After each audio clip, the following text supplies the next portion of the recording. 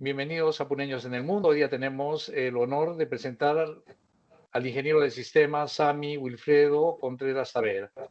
Él, él estudió en el Colegio Particular San Juan Bautista de Puno y luego estudió en la Universidad Católica Santa María de Arequipa, Ingeniería de Sistemas.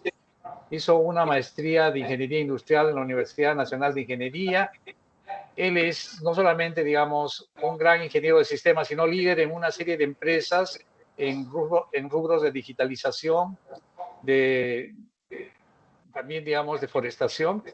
Y hoy día, digamos, hoy día la entrevista es fascinante, ¿no? O sea, hoy día, para tal efecto, tenemos, como siempre, desde San Sebastián, Alfredo Pacheco Tanaka, yo, Jesús Antonio Santisteban, desde Mikkeli, en Finlandia.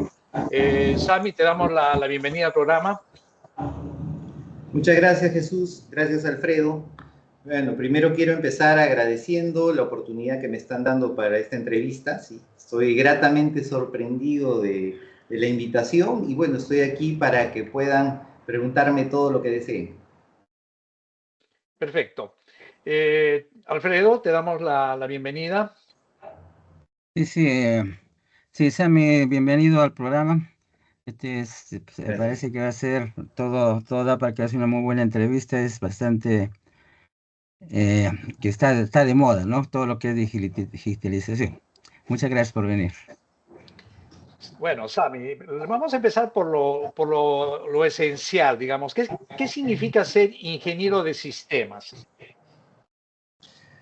Bueno, la base de la ingeniería de sistemas es la automatización de procesos, la organización de procesos. Uno puede desarrollar un sistema sin necesidad de tocar una computadora, por ejemplo, ¿no? Uno ve un proceso, lo analiza, lo rediseña obviamente para que funcione de una manera más eficiente y luego lo implementa. En ese camino uno puede utilizar una computadora o puede utilizar cualquier otra herramienta que esté a la mano. Esa es la esencia de la ingeniería de sistemas. Perfecto.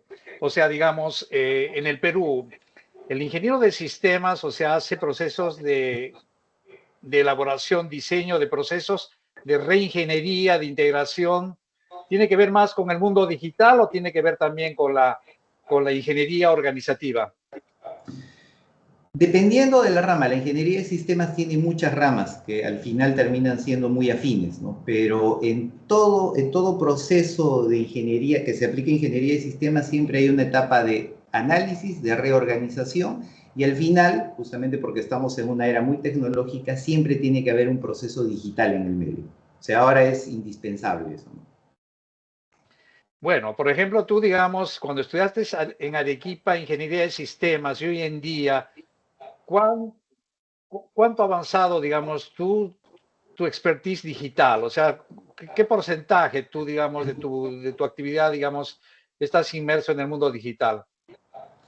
Bueno, yo empecé a estudiar ingeniería de sistemas en Arequipa el año 93, ¿sí?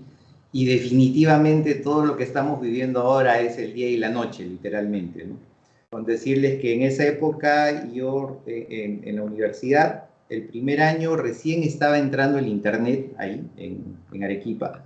Entonces para nosotros era toda una novedad de poder acceder a información que está distribuida a nivel del mundo con un par de clics o digitando algunas teclas, ¿no? Entonces, tuve la suerte, en verdad, de estar en los inicios de mi carrera, en esa nueva ola tecnológica, porque eso me ha servido justamente para hacer esa transición, ¿no? Y inicialmente, por ejemplo, en el mundo en el que estoy metido ahorita de la digitalización de información y de procesos, en esa época no tenía ni la menor idea de que esto existía.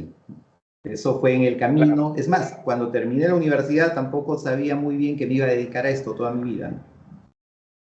claro. O sea, la cobertura, o sea, la cobertura de Internet se ha incrementado. La digitalización es un proceso, digamos, que muy heterogéneo en el Perú. Las empresas grandes están digitalizadas, son innovativas, pero las pequeñas empresas todavía hay una serie de factores retardadores en la que, digamos, el mundo de la digitalización todavía no ha llegado. Por ejemplo, en tu caso, en tu experiencia personal, o sea, tus servicios como ingeniero de sistemas, ¿a qué tipo de empresas llegan? Mis servicios como ingeniero, más que como ingeniero de sistemas, es mis servicios como empresa, ¿no? Nosotros nos hemos especializado en la digitalización y organización de documentos. O sea, ¿qué es lo que hacemos nosotros?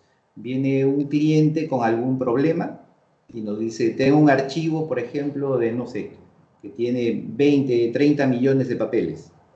Y me es muy complicado para mí encontrar un documento puntual ahí.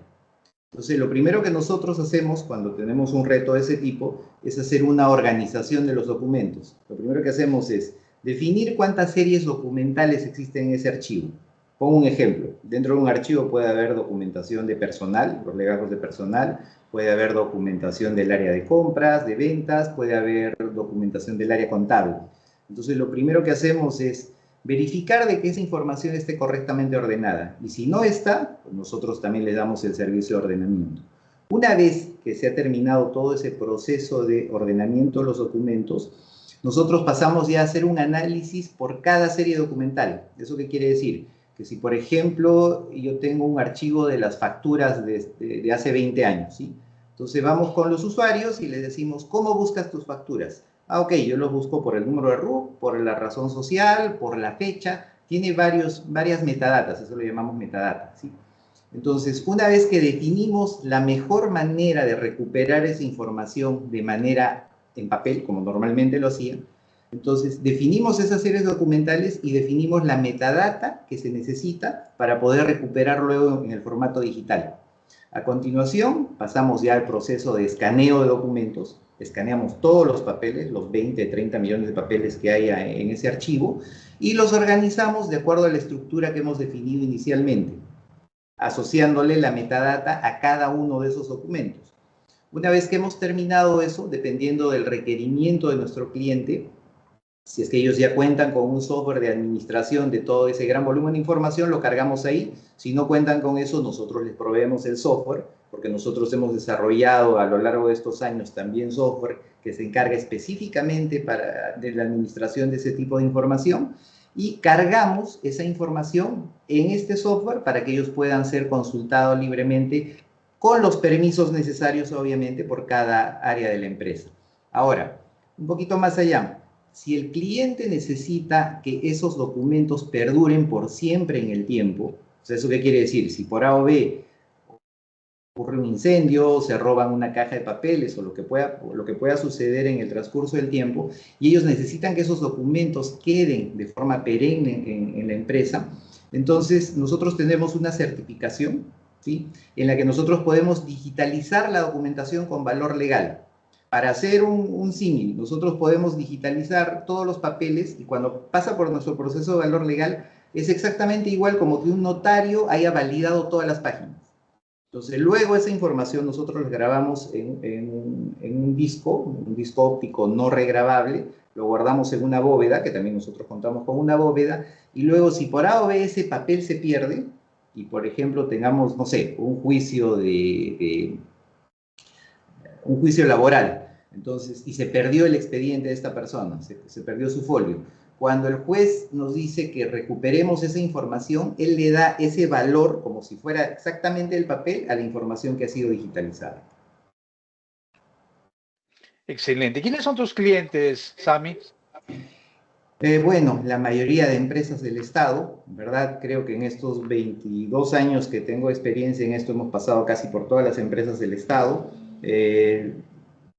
Hemos trabajado con grandes empresas también privadas, muchas clínicas. En realidad, esta necesidad de digitalización en nuestro país ha empezado un poquito tarde. En otros países nos llevan años luz. Y todavía el mercado, si bien es cierto, actualmente todas las instituciones y empresas evitan generar papel, porque obviamente también eso es destructivo para el planeta, pero a veces no están, sus sistemas o sus procesos no están preparados para eso, ¿sí? Entonces todavía continúan generando papel y ese gran volumen de papel por digitalizar sigue creciendo, ¿no? En nuestro país en particular. En otros países ya se está evitando ese tema de generación de papel. Una consulta. Sí, Sí. Alfredo. ¿Trabajaste con el Poder Judicial o no? Sí, nosotros estuvimos en la implementación de la historia judicial. pero no digitalizamos un gran volumen. Me parece que, no, si mal no recuerdo, hace unos años nosotros le digitalizamos toda la información de los juzgados contenciosos administrativos solamente. Pero digitalizar el Poder Judicial en verdad es una tarea titánica. Tendríamos trabajo para 20 años más probablemente. Pero Lo es que sí necesario, sé, ¿no? sí, obviamente. Lo que sí sé es que ellos actualmente toda la documentación que ingresa por mesa de partes, justo a nosotros hemos ayudado a implementar eso, toda la información que ingresa por mesa de partes ya la digitalizan. O sea, al menos ya la información que ingresa ya está en digital. Pero todo el histórico que tienen, porque sí he tenido la oportunidad de visitar sus archivos, olvídense, es enorme la cantidad de papeles que tienen ahí. Sí. Y una pregunta, no sé si trae más o menos el tema. ¿Qué opinas de con la tecnología de información, la labor que tendría el Poder Judicial? O sea, ¿podría reemplazar un juez con toda la información que tiene y con todos los datos? A ver, la razón de ser de un juez es impartir justicia, ¿correcto? Digamos que ahora la inteligencia artificial, bueno, he tenido oportunidad de leer, de investigar y de estudiar este tema, eh, dicen que en algún momento van a poder reemplazar a los abogados, ¿sí? Mm. Yo pienso que eso va a ser todavía a un futuro un poco lejano, porque la inteligencia artificial se guía en reglas lógicas y obviamente a medida que pasa el tiempo va aprendiendo, va evolucionando, ¿sí? Pero ese proceso de entrenamiento no va a durar 1 o 2 años, eso va a durar muchísimo tiempo. Si bien es cierto, la inteligencia artificial trabaja de una manera estructurada, pero va a depender mucho de cómo se haya desarrollado esa inteligencia artificial y sobre todo qué input haya tenido esa inteligencia artificial. Eso es en el tema de los abogados. Y por los jueces lo veo más complejo todavía, porque los jueces tienen que sopesar muchísimas otras características de un proceso judicial que de verdad no lo veo muy factible todavía con la tecnología actual. Probablemente en 5 años esto vaya a cambiar, ¿no? Porque en ese caso sí sería la justicia ciega, ¿no? Porque ahora va a depender Sí, de lo que piense el juez, ¿no? Lo que ha vivido el sí, claro, juez, el entonces criterio. ya no es justa, ¿no? Va a depender lo que piense el juez. Actualmente es así. En cambio el otro no, ¿no? Sería algo no sentimental, ¿no? Es lo que tiene que ser. Claro, sería, como dices, Alfredo, sí sería una justicia muy justa, por decirlo así, Sí. ¿no? Muy estricta. Pero sí, sí, o sea, hay cabida. Más adelante probablemente sí vayan a reemplazar, la inteligencia artificial vaya a reemplazar muchas labores del ser humano. Claro, o sea, yo pienso que la inteligencia artificial es un tema, digamos, en boga, en vigencia, ¿no? Yo pienso que la gente que no trabaja con inteligencia artificial es difícil que pueda, digamos, imaginar qué tipo de soluciones da, ¿no? Por ejemplo, pero yo pienso que la inteligencia artificial, y eso lo hemos hablado con Alfredo hace tiempo, trabaja, digamos, con nuevas tecnologías como es el deep learning, o sea, que es, digamos, el la máquina aprende de sus propios errores, ¿no? Eso, por ejemplo, el juego Go es más complejo que el ajedrez, digamos, o sea, es un juego chino. Antes siempre ganaba un ser humano, pero hoy en día, tanto en el ajedrez como en el Go, gana, digamos, la computadora, ¿no? Y es porque, digamos, las máquinas aprenden de sus errores. O sea, no es solamente que, digamos, esperan un algoritmo, digamos, en el caso del derecho, ¿no? De que si esta persona ha cometido este delito y hay la evidencia A, B, C, D, y de acuerdo a la norma, esto es un, digamos, un delito simple y le corresponde la sanción A, ¿no? O la sanción B.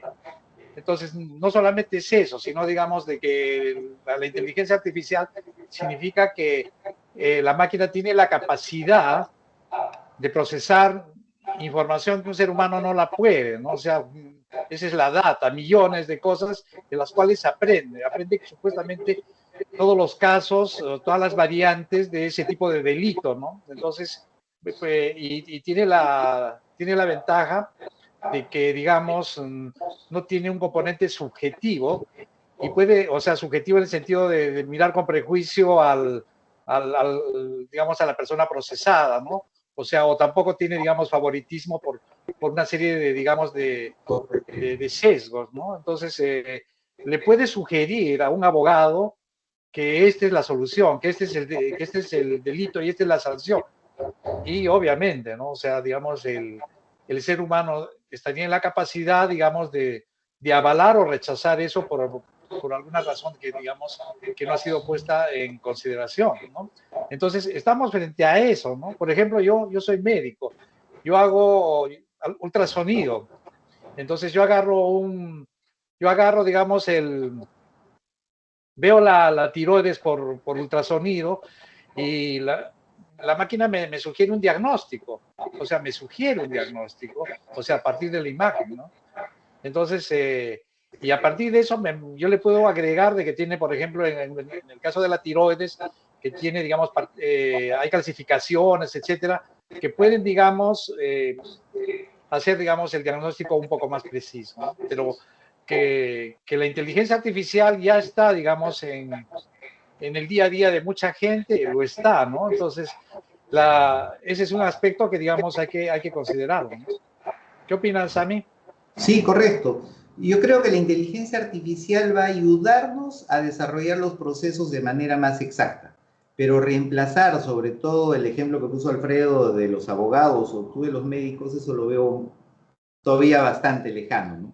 Por ejemplo, nosotros trabajamos con inteligencia artificial para reconocer esa metadata que les comenté hace un momento en el proceso de digitalización.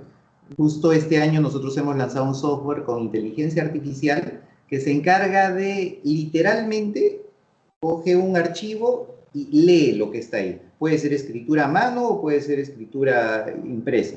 Entonces ya no tengo la necesidad de desarrollar ningún programa que se encargue de analizar cada uno de los puntos que existe dentro de una imagen, sino simplemente la inteligencia artificial la lee. Entonces, para ese tipo de Claro, o sea, procesos sí funciona muy bien, ¿no? Sami, ¿tú conoces el chat GPT? Sí, claro. Ya, o sea, hay uno, el chat GPT PDF, ¿no? O sea, Sí, mejor dicho, o sea, que tú puedes escanear un texto, entonces le puedes preguntar, digamos, al chat, digamos, vamos a suponer que es una tesis doctoral, ¿no? ¿No? O sea, correcto. sobre, digamos, que tenga que ver, por ejemplo, con derecho, medicina, etcétera. Entonces tú le puedes preguntar al chat GPT qué opina de, digamos, de las conclusiones, qué tipo de sesgos metodológicos, cuáles son las partes fuertes y débiles del trabajo y el chat, o sea, el chat GPT te lo da, ¿no? Así ¿Tú es. has jugado con eso, Sami, con Sí, el chat sí, GPT bastante. PDF? Por supuesto, sí, Ya, sí, bastante. Es más, me ha ya, ayudado a resolver varios problemas que tenía. claro. Entonces, bueno, ese es el tránsito entre de lo analógico a lo digital, ¿no es cierto? O sea, digamos, es todo lo que textos analógicos, pero en Perú, digamos, o sea, cuando tú escaneas, o sea, todas las imágenes, los documentos tienen accesibilidad en Internet, pero no tienen, digamos, no pueden ser procesados digitalmente. ¿Es así? En este caso, el proceso digital que nosotros le hacemos a los documentos que escaneamos, ¿sí?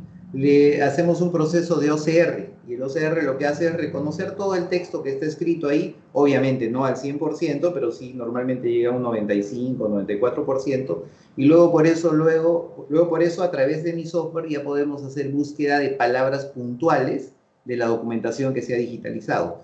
El ejemplo de hace un momento, tengo 20 millones de papeles y ahí yo sé que Jesús Santisteban trabajó en esa empresa, pero no sé qué documentos tiene. Entonces, una vez que yo he digitalizado y le he pasado el reconocimiento de OCR a esos documentos, yo entro al software, pongo Jesús Santisteban y me aparece su legajo de personal, me aparece sus boletas de pago de Jesús Santisteban, me aparece, no sé, toda la documentación que diga Jesús Santisteban y que se ha generado en ese universo de información. O sea, hasta ahí Claro. se llega sin ningún problema ahora, ¿no? Mira, yo vivo en Finlandia, yo trabajo con lo que se denomina la historia médica electrónica, ¿no? O sea, el Electronic Medical Record, como le dicen en inglés, ¿no? Entonces, no solamente, digamos, tengo imágenes, imágenes, electrocardiogramas, o sea, textos de pacientes, exámenes de laboratorio. También, o sea, ya puedo acceder, digamos,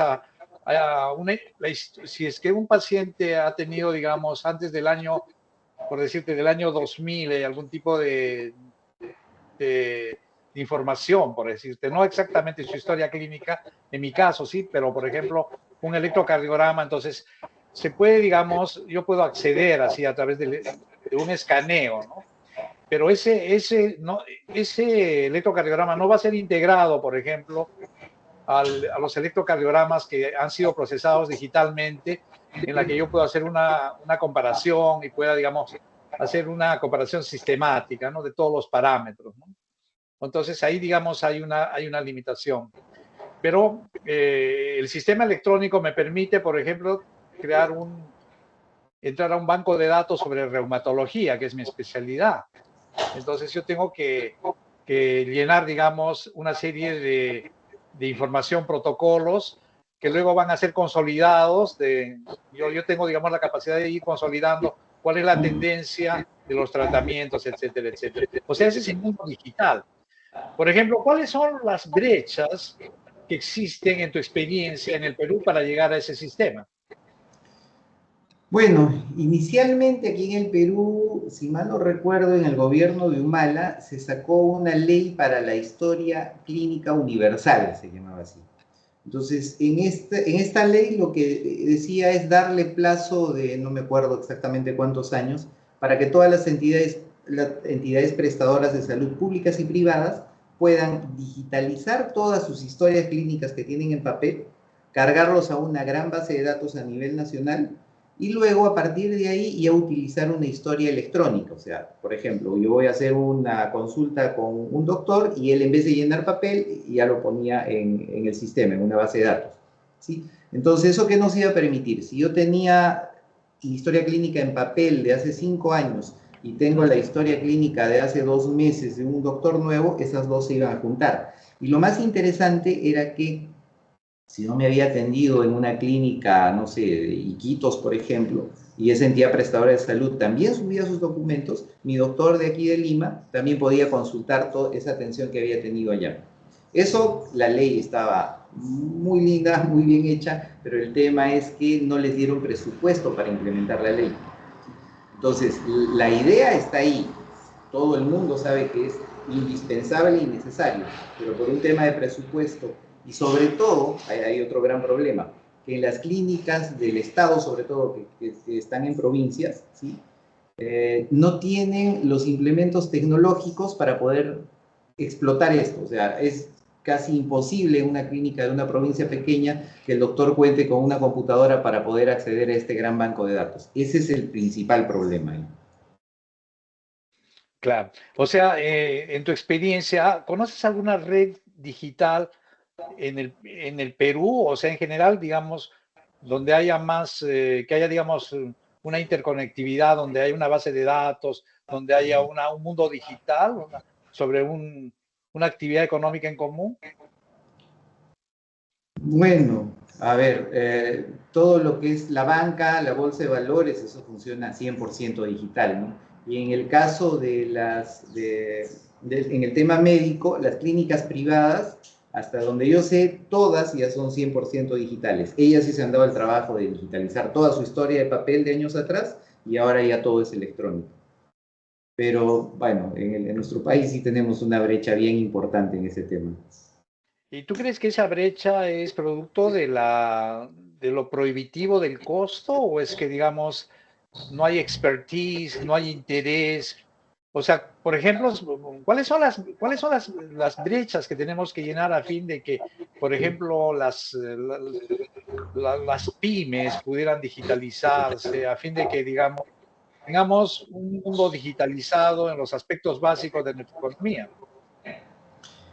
A ver, por ejemplo, el gran problema del Estado es que, si bien es cierto, la mayoría de veces no tiene presupuesto para desarrollar esto, pero a veces cuando lo tiene no lo gasta de una manera eficiente.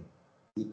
Digitalizan documentos que no deben digitalizar o al final se quedan a la mitad porque compran, no sé, hardware muy caro.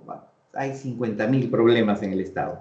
Y en el caso de los privados, en especial de las pymes, actualmente están apareciendo aplicaciones, apps en los celulares, que por un costo muy, muy pequeño nos sirven para administrar una gran cantidad de información. Entonces, falta todavía esa difusión que debería haber para que, es más, a mí también me ha sucedido, ¿no? Yo, por ejemplo, tenía que digitalizar algunos procesos de mi empresa, me puse con mi equipo de desarrollo a intentar desarrollar las aplicaciones, pero eso ya in-house para mi propia empresa. Pero luego en el camino me di cuenta de que ese software ya estaba desarrollado, probado y costaba nada, literalmente, ¿no? Entonces, esa información es muy necesaria. Esa educación, por llamarlo así, ¿no? Deberíamos educar a nuestras pymes, debería haber algún estamento del gobierno que se encargue de, no sé, investigar y escoger las mejores herramientas para las pymes y ponerlas a disposición, porque eso sí no es dinero. Son muy, muy económicas ese tipo de herramientas y muy útiles, ¿no? Alfredo, Entonces, ¿tienes una pregunta hasta acá? sí, entonces debe haber un organismo del Estado, ¿no? Como Instituto Nacional de Estadística, por ejemplo, ¿no? Que debería dedicarse a toda la información, ¿no? Y debe estar digitalizado todo, ¿no? Entonces, al INE, darle esa labor también, ¿no? Que me parece que es su labor, ¿no? Mantener todos los datos del país. Sí, hay algunas entidades del Estado que sí han trabajado muy bien. Por ejemplo, ahorita se me viene a la mente RENIEC, que inclusive ya en los nuevos DNIs nos han incluido una firma electrónica para poder firmar cualquier documento. Ellos están avanzando bastante, también han desarrollado un software de administración de mesa de partes que lo ponen a disposición de cualquier entidad del Estado, municipalidades, gobiernos regionales, lo que sea. Y sí, ellos van avanzando muy bien, pero hay otros, por ejemplo, como el INEC, no veo que haya avanzado mucho en ese tema, ¿no? Al menos no conozco, ¿no? Si estoy bien metido en el mundo, pero no me he enterado que estén avanzando con este tema. Sami, ¿qué te iba a decir? Tú también tienes experiencia en todo lo que es, digamos, eh, industria forestal, ¿no? O sea, has trabajado también, digamos, con Sí, eh, eco, ecosistemas amazónicos, con bionegocios, bioempresas, etcétera. Cuéntanos tu experiencia en ese mundo. a ver, ahí entré de una manera un poco casual, digámoslo así, ¿no? Yo cuando vivía en Puno, yo estudié todo el colegio en Puno, luego me fui a estudiar a la Universidad de Arequipa y regresando, mi abuela por parte de mi papá es de Ácora, ¿sí? Y bueno, la mayoría de la familia por esa rama tenemos bastantes tierras ahí, ¿sí? Entonces, bueno, las tierras estaban botadas, literalmente nadie las estaba utilizando, y en ese momento yo me enteré investigando en internet, me enteré que las empresas, las grandes empresas que contaminan en el país, en Puno particularmente las grandes mineras, tenían que cumplir un plan de manejo ambiental anual. Y ese plan de manejo ambiental anual consistía en limpiar un poco el medio ambiente, implementando algunos proyectos, pero lo esencial era que tenía que hacer reforestación con plantones de altura. Hablamos básicamente del colli y del aqueño, ¿sí? Entonces, no en esa época, estoy hablando hace 12, 13 años, ¿ya? Porque mi empresa de Puno, que se llama Árbol Andino, ya tiene todo ese tiempo funcionando. No había un proveedor serio para ellos. Y lo que hacían era comprar pequeñas cantidades a algunas personas o agricultores que, bueno, les nació hacer este negocio, ¿no? Entonces, con mi hermano, que él todavía vive en Puno, decidimos darle un poco de uso a las tierras de la abuela, que estaban ahí sin producir, y armamos un vivero forestal, inicialmente pequeño. Empezamos produciendo 100.000 plantones al año. En el transcurso de los años esto fue evolucionando, ya nos hicimos muy conocidos. El Estado también le interesó el proceso de reforestación con plantones de altura. Estoy hablando del caso de Agrorural o el proyecto Sierra Azul. Ellos también ya empezaron a comprar plantones y bueno, en realidad ya vamos 12 años y actualmente nosotros ya estamos produciendo un poquito más de 1.000.000 de plantones al año, todos los años. Entonces, nuestros clientes puntuales son las grandes mineras que tienen que cumplir ese plan de manejo ambiental y también las instituciones del Estado que tienen que reforestar de alguna manera para compensar todo el cambio climático que ahorita estamos viviendo, ¿no?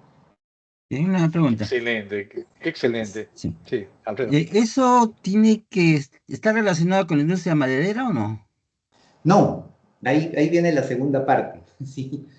En el lapso de estos años, primero, para responder a esa pregunta, los plantones de altura crecen muy lentamente, justamente porque tenemos épocas de sequía en el año muy extensas y también porque nuestro clima, bueno, no es bastante agreste, ¿no? Entonces, yo veía que algunas veces los plantones que yo comercializaba, sobre todo en las mineras, se los entregaban a la comunidad y hacían un convenio con la comunidad y la comunidad debía plantarlos, pero muchas veces no sucedía eso. Entonces, los plantones que nosotros habíamos criado, por decirlo de alguna manera, durante todo un año y luego se los entregábamos, los veíamos al próximo año que íbamos a entregar muertos, secos. Nunca se habían dado el trabajo ni siquiera de plantarlos. Compraban, tomaban la foto y ahí quedaba. Entonces, a mí me dio primero me dio pena, la verdad, porque es un trabajo que se desarrolla, si bien es cierto te lo pagaron, pero igual, bueno, son seres vivos, ¿no? Entonces, me dediqué a buscar dónde podía hacer yo un proceso de reforestación. Descarté el Puno y la sierra por lo que comenté hace un momento. No existen árboles maderables ahí. Entonces, lo más lógico era irme a la selva. Empecé buscando terrenos para comprar allá, pero en ese camino me conocí con un amigo, bueno, mi socio, que es ahora un español, que se llama Enrique Lorente, que literalmente, bueno, me va a disculpar Enrique si escucha esto, pero literalmente a él lo conocían como un loco ya, porque él había hecho un protocolo de reforestación con árboles de alto valor. Estamos hablando de caoba, de palo rosa y de cedro, que en la opinión de los académicos de la Amazonía decían que era imposible hacer eso, por la cantidad de plagas, por el clima, porque el suelo de Iquitos no sirve y 50.000 cosas que decían. Pero él me demostró que sí funcionaba. En su finca tiene una cantidad muy grande de ese tipo de árboles. Entonces nosotros, porque ya nos hicimos socios, abrimos una empresa y nos dedicamos a vender plantaciones de árboles de alto valor. En este caso empezamos con la caoba, ¿sí? Entonces, un árbol de caoba en el lapso del tiempo, desde que se planta hasta los 20 años, que es la época de cosecha, puede tener un valor en madera entre 10.000 y 12.000 dólares cada uno de los arbolitos, ¿sí? Con una inversión bastante baja al inicio. Entonces, yo me dediqué a conseguir clientes para vender estas plantaciones y para que ellos puedan incrementar su valor de su inversión durante todo ese tiempo, ¿no? En el camino, ellos me empezaron a preguntar, oye, si yo te compro esto, ¿también podría conseguir créditos de carbono? Por el tamaño de las plantaciones que eran pequeñas, compraban 1, 2, 5 hectáreas, algo muy pequeño, no era razonable hacer un proceso de certificación que es bastante caro. Pero sin embargo, a veces uno tiene las cosas en las narices y no se da cuenta, ¿sí? Tenemos 64 millones de hectáreas de bosques amazónicos que ya existen y que sí pueden ser certificados. Entonces me puse a estudiar bastante del tema y con otros amigos abrí una empresa que se dedica exclusivamente a certificar bosques para generar créditos de carbono. En ese camino, ahorita ya estamos trabajando un poquito más de 4 años, hemos empezado nuestro proceso de certificación de las primeras 500.000 hectáreas en la Amazonía, o sea, de bosques que ya existen. Nosotros implementamos un proceso de cuidado del bosque, implementamos un proyecto social muy fuerte, porque eso también le da valor a nuestros créditos de carbono, y el resultado de todo eso es que a partir de, todo va de acuerdo a lo planeado, a partir de septiembre, octubre del próximo año voy a empezar a generar 3 millones de créditos de carbono anuales por estas primeras 500.000 hectáreas. Ahora, nosotros nos hemos enfocado inicialmente en empresas, personas o comunidades que tienen permiso para cortar, o sea, son deforestadores legales. Hay esa figura aquí en nuestro país, ¿no? A mí el Estado me concesiona un lote de 10.000 hectáreas, digamos, yo armo un plan de manejo y digo, voy a cortar tales árboles. Nosotros hemos atacado primero a ellos, ¿sí? Porque va a ser mucho más sencillo medir la cantidad de árboles que estamos dejando de cortar. Entonces, nos hemos demorado un poco más de 2 años en convencerlos, porque en la Amazonía la gente es bastante desconfiada por todo lo que ha sucedido años atrás ahí. Al final creyeron en nuestro proyecto, firmaron con nosotros, y nosotros tenemos un proyecto social muy interesante. Del 100% de la facturación, no de las utilidades, porque eso es bastante engañoso, el 100% de la facturación de este proyecto, el 30% lo vamos a reinvertir en obras sociales en las comunidades que están en el área de influencia de cada una de estas concesiones forestales. Entonces, dependiendo de a cuánto vayamos a vender el crédito de carbono, anualmente vamos a tener una cantidad de fondos bastante interesante para poder atacar las necesidades de esas comunidades que actualmente simplemente el Estado no existe ahí. O sea, necesitan absolutamente todas esas comunidades, ¿sí? Entonces, si se dan cuenta, empecé produciendo árboles en Puno, ¿sí? en la hacienda de mi abuela, y he terminado, ese proyecto sigue, ¿no? Y he terminado generando créditos de carbono en la Amazonía. Esa fue la transición, digámoslo así. Qué Esos excelente, qué bonos, excelente. es bono de CO2 es como una bolsa de valores, no tiene un valor dependiendo del tiempo, las condiciones, ¿no? Entonces, creo que las empresas botan CO2, tienen que pagar para que, ¿no? Entonces, ese crédito se utiliza para esas cosas, ¿no? El Perú podría sacar más, como tú dices, no puede sacar más dinero de eso, ¿no? Porque tiene todas las Amazonas que puede vender esos bonos a todo el mundo, ¿no? Es impresionante la cantidad de dinero que tenemos botado en los bosques de la Amazonía. Mm. Obviamente, todos los territorios que entran a este proceso de certificación deben cumplir ciertos requisitos muy estrictos que nos exige la norma internacional, ¿no? Pero una vez que tú acomodas todo eso y sobre todo ayudas a las personas que tienen los bosques a acomodar toda su documentación y acomodar todos sus procesos para que cumplan estas regulaciones, luego va el proceso de certificación y uno puede cobrar créditos de carbono durante los próximos 20 años. Todos los años una cantidad muy similar. Claro, nosotros tenemos cerca de 70.000 hectáreas de bosques. Somos el octavo país que tiene más bosques en el mundo. Somos el cuarto de los bosques tropicales. Somos el segundo de todos los bosques amazónicos. Pero sin embargo, el PBI, digamos, de la forestación es menos del 1.5%. O sea, tenemos un PBI, digamos, forestal amazónico muy bajo, ¿no? Entonces, yo pienso que todo esto de lo que es los créditos de carbono, la trazabilidad, los servicios ecosistémicos, le han dado, digamos, otro valor, que hace invisible, digamos, el hecho de la gente que trabaja por preservar la Amazonía, ¿no? Porque tenemos, por otra parte, una serie de políticas cortoplacistas donde solamente se ve la tala, digamos, de los bosques, que es la que predomina, ¿no? Entonces yo pienso que es excelente lo que tú haces, ¿no? O sea, los créditos de carbono.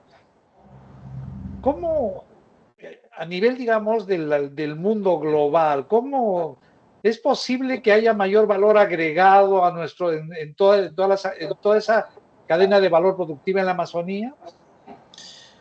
A ver, les explico un poquito el proyecto que hemos implementado ahí. Si justamente es una cadena de valor.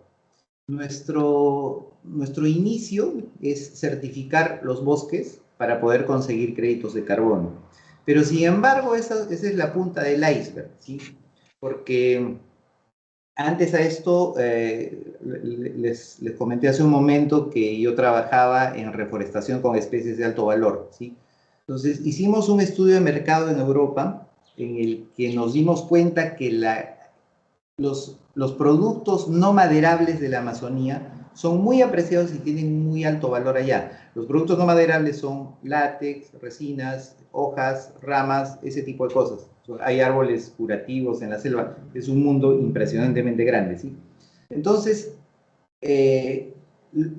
¿cómo enfocamos el proyecto? Nuestra primera etapa va a ser la certificación de esos bosques, de este 500.000 de hectáreas que tenemos, Vamos a abrir otro lote de 500.000 de hectáreas probablemente para mediados del próximo año y así todos los años vamos a ir avanzando. Pero una vez que hemos certificado esta primera etapa del 500.000 de hectáreas, nosotros estamos haciendo una digitalización del bosque. Ahí va el expertise que tengo en el otro lado. Lo que yo hago puntualmente ahí es coger un avión, un sensor LiDAR y escaneo todo el bosque. Eso ya lo hemos hecho ya en una primera etapa. Entonces, por ejemplo, yo tengo, no sé, mi llavero, ¿sí? Este es un arbolito. Una vez que yo he digitalizado el bosque, yo a cada uno de los árboles de ese bosque lo voy a poder ver así. Voy a poder reconocer de qué especie es, ¿sí? Por la forma de la copa y la forma de las hojas. Entonces yo voy a poder tener un censo sin necesidad de pisar el bosque de cada una de las especies de alto valor no maderable de todo ese lote de 500.000 hectáreas. Entonces, si por ejemplo, a mí me piden un cliente que normalmente piden una producción que sea mensual, ¿no? Me piden 5.000 litros de aceite de copaíba todos los meses, ¿sí? Entonces yo voy a poder reconocer cuántos árboles de copaíba tengo en mis 500.000 hectáreas y voy a poder ir puntualmente a cosecharlos de acuerdo a los protocolos que me piden y voy a poder proveer ese producto a cualquier cliente del extranjero. Eso comparado con los créditos de carbono tiene un valor muchísimo más alto, sin necesidad de cortar el árbol, ojo. Solamente voy a usar látex, semillas, aceites, nada más. Claro. O sea, por ejemplo, el ordenamiento territorial en la Amazonía es fundamental, ¿no? Porque obviamente son ecosistemas frágiles, fácilmente biodegradables. No es lo mismo la selva alta que la selva baja, ¿no? Las poblaciones indígenas son diferentes. Entonces, la evaluación territorial es fundamental para, digamos, poder hacer una planificación del bosque, ¿no? En términos, digamos, de procesos y de valor agregado. Y eso supongo que debe ser complejo, ¿no? Pero es excelente la forma como, digamos, el monitoreo físico del bosque a pie que te permita, digamos, venderlo como certificación. ¿Qué opinas? Sí, a ver, primero el tema normativo de los bosques es todo un reto eso. La mayoría de bosques que nosotros estamos certificando en este momento tenían muchos problemas de propiedad, sobreposición de coordenadas, en realidad es un caos completo. Entonces, el trabajo más fuerte antes de entrar al proceso de certificación es ordenar todo eso, ¿sí? Los permisos, tenían multas, debían derechos de superficie, 50.000 casos. Para esto nosotros nos hemos asociado con un estudio de abogados internacionales, un estudio global, que tiene oficinas en muchos lugares del planeta, y ellos nos han dado justamente, han utilizado la experiencia que tienen para ayudarnos a ordenar esa primera etapa, ¿sí? Luego, nosotros hemos contratado personal técnico. Ahorita tenemos oficinas en las 3 regiones amazónicas más grandes, en Loreto, en Tarapoto y en Ucayali. Y hemos empezado el trabajo de concientización con la gente de ahí. Hemos empezado con que ahora son nuestros socios, ¿no? Hemos empezado a explicarles primero el concepto de un crédito de carbono, empezando por ahí, luego a demostrarles de que en algunos casos era mucho más rentable certificar un bosque y cuidarlo que seguir cortando. Y por último, ofrecerles un método de trabajo y un contrato bastante igualitario con ellos. Eso es indispensable. O sea, cuando nosotros nos sentamos con ellos, los dos somos iguales. Hay un trato muy directo. Tanto así que, por ejemplo, cuando ya empecemos a vender los créditos de carbono, las utilidades de la venta, las utilidades de la facturación, van a ir a una cuenta mancomunada en la cual los dos vamos a decidir qué se hace con ese dinero. Entonces, con eso estamos en igualdad de condiciones y sobre todo tenemos la confianza absoluta de nuestros socios de la Amazonía. Exacto, todavía se talan, hay un sonido ahí un poco raro, todavía se talan 150.000 hectáreas por año, ¿no? En el Perú. O sea, ¿cómo frenar eso, no? Yo siempre, desde que era joven, siempre he querido, digamos, dibujar ese fluxograma de causa-efecto, ¿no? ¿Por qué el Estado no puede frenar esa ola depredadora de no solamente patrimonio del Perú, sino de la humanidad, ¿no? ¿Qué factores? ¿Cuál es tu opinión? A ver, en todo este tiempo que he estado en la implementación del proyecto, he viajado hasta 3 veces a la semana a la Amazonía. Entonces, me he empapado bastante de eso. Conozco la realidad allá, ¿no? Es muy diferente a lo que dicen en los informes y los libros. Nosotros deforestamos hasta, en algunos casos, hasta 200.000 hectáreas al año. Es impresionante la cantidad. De las cuales, la mayor parte, en los informes formales del gobierno, dice, son los agricultores, son los cocaleros, que sí, sí es cierto, pero por ejemplo, un agricultor, conociendo la Amazonía y con lo complicado que es trabajar ahí, en un año pues podrá deforestar media hectárea, exagerando, ¿sí? Ya no es más, es muy complicado limpiar un terreno ahí. Obviamente tienen que cortar todo para poder sembrar yuca o lo que necesiten para sobrevivir, ¿no? Pero esos no son los principales depredadores de la selva. Los principales depredadores de la selva son empresas que tienen todo el dinero del mundo y lo que hacen es cortan, ponen cultivos industriales, ¿sí?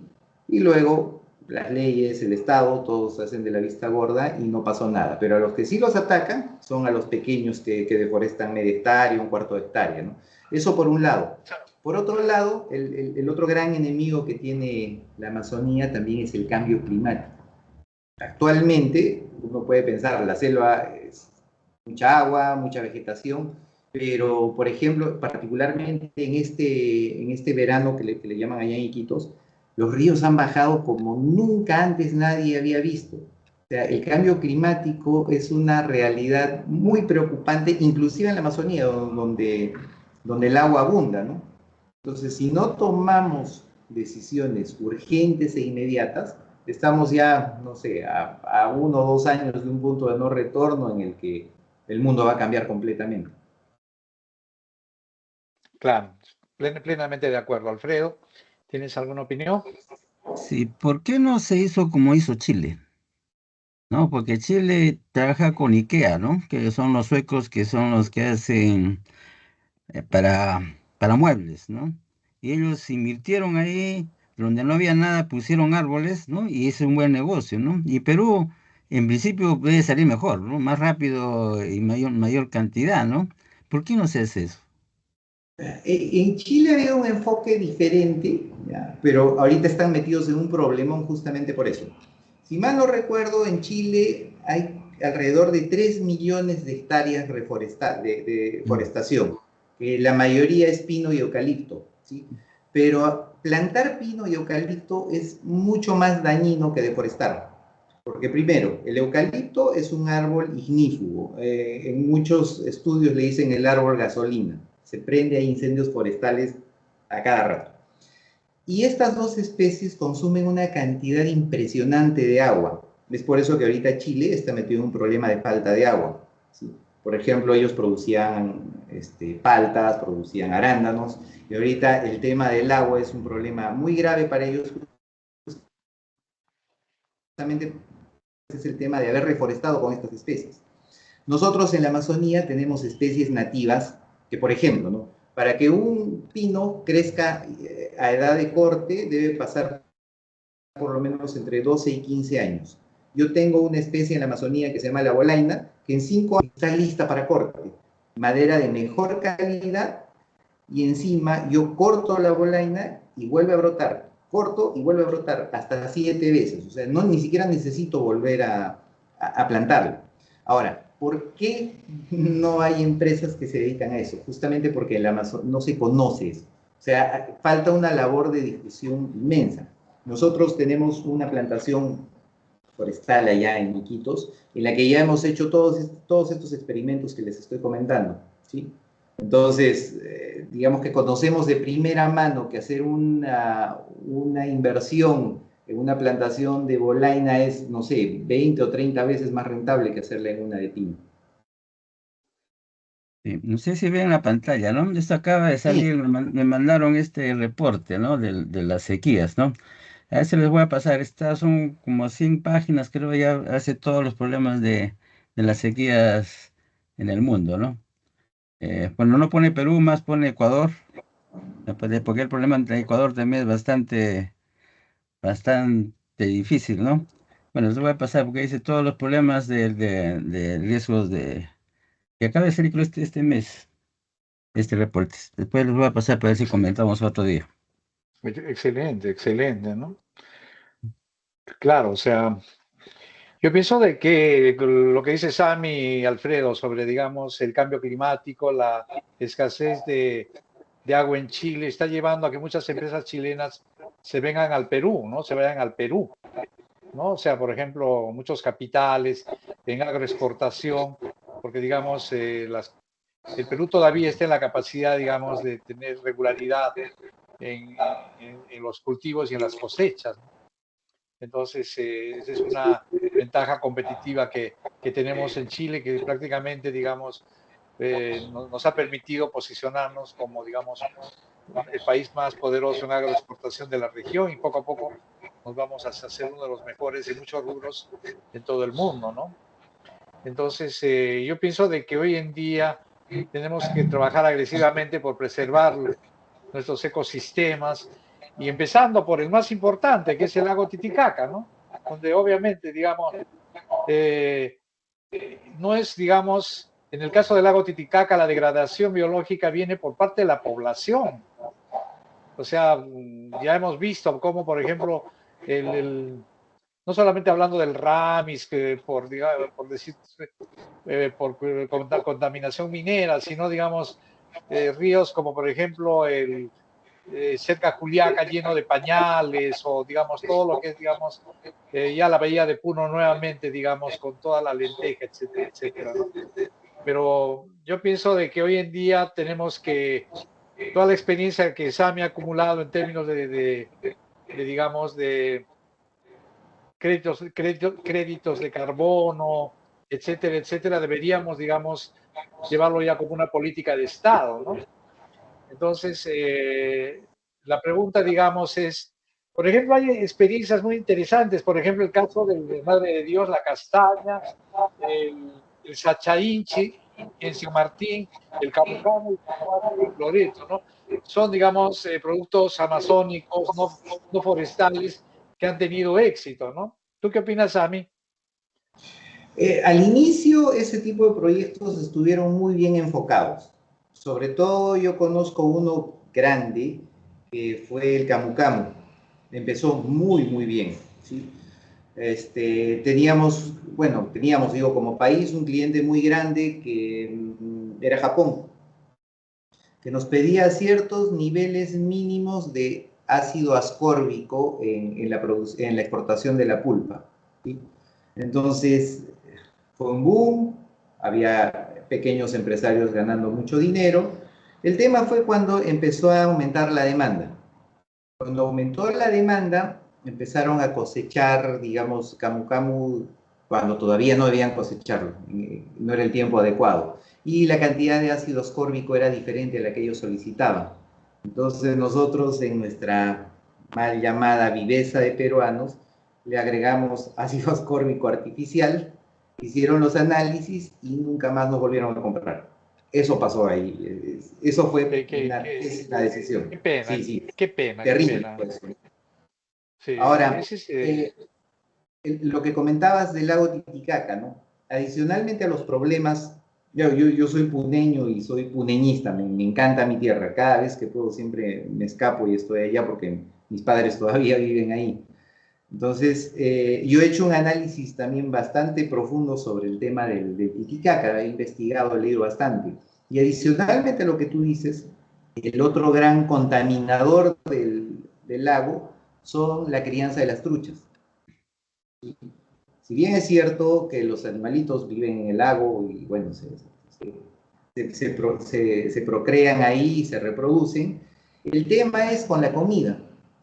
Normalmente, por un estudio científico que han hecho ahí en el lago, el 30% de la comida que se les da a las truchas, porque como están en jaulas flotantes, se tira la comida y se alimentan, el 30% se pierde, ¿sí? Y se sedimenta en el fondo. Ese es un gran problema de la contaminación del lago. Entonces, se deberían implementar algunas políticas un poco más rígidas en el manejo de ese tipo de crianza de truchas. Yo creo que eso mejoraría mucho el lago, ¿no? Claro. Entonces, Alguna vez con Julián Barra hemos abordado, digamos, el problema de la contaminación del lago Titicaca, Ah, ¿no? ok.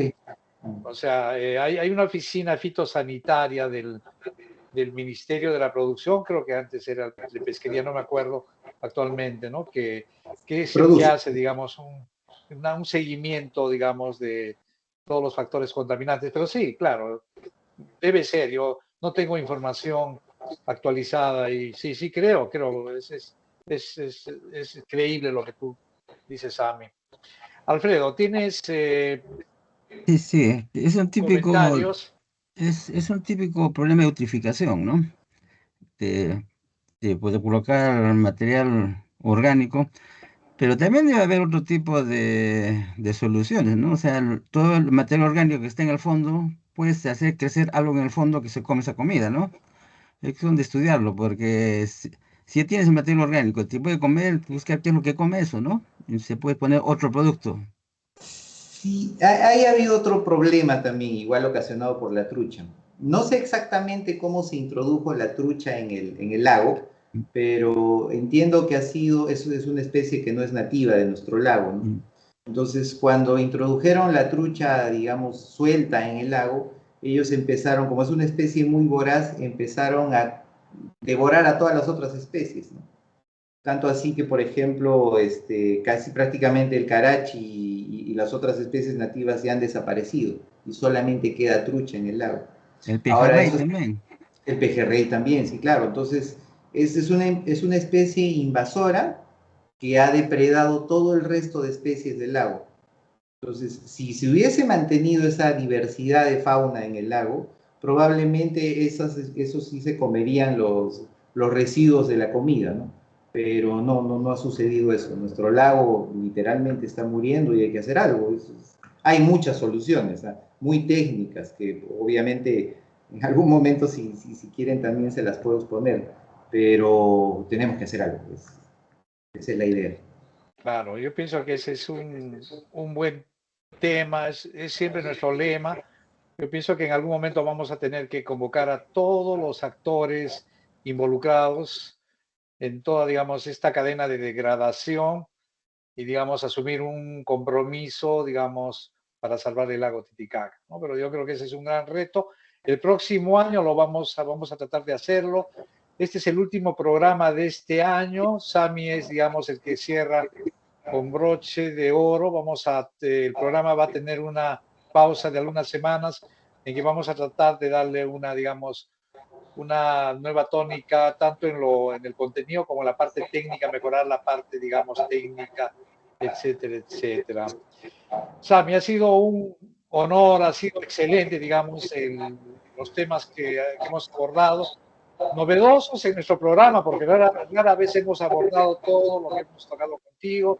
Eres un ejemplo para Puno, tanto por tu realización profesional, porque eres un profesional para el futuro, porque el Perú necesita profesionales con tu expertise, tanto en informática, en digitalización y en servicios ecológicos.